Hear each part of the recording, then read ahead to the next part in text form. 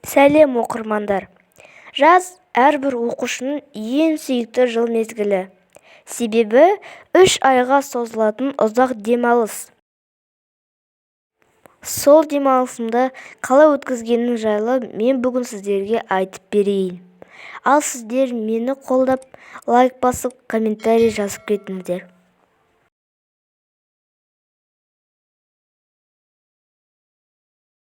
Каникул басталысымен мен өз туған жерім Орал қаласындағы әжеме барып қыдырып келдім.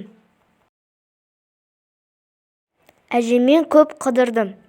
Папамның туған жеріне, мамамның туған жеріне барып, нағашыларымды, қаладағы ауылдағы туысқандарымды аралап, жақсы демалып келдім.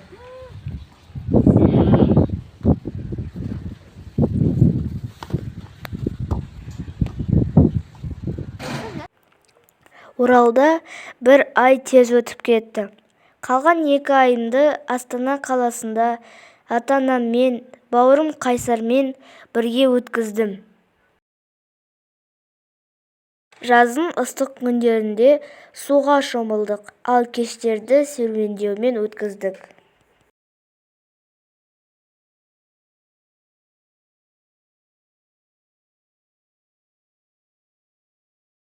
Көбіне мен футбол ойнағанды жақсы көремін.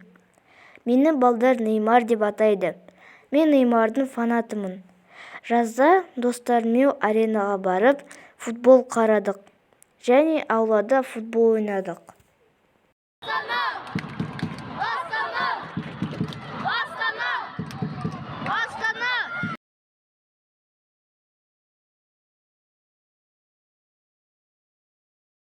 Бұл демалыс маған ұмытылмас әсер қалдырды.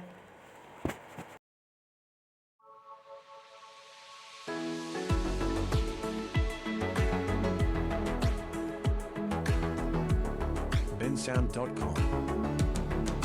I'm on the stairs, I'm at your house. You say you'll be right down, and I am struggling to take a deep breath, or slow my heart down. I can't seem to process you in that sundress.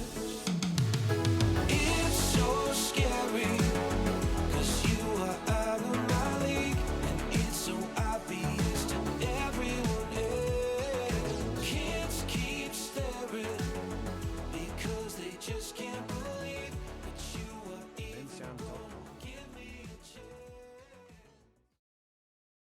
Жаздың соңғы аптасында жаңа оқу жылына дайындала бастадық.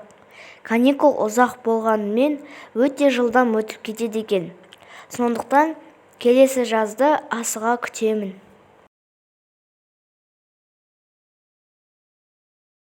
Please subscribe me.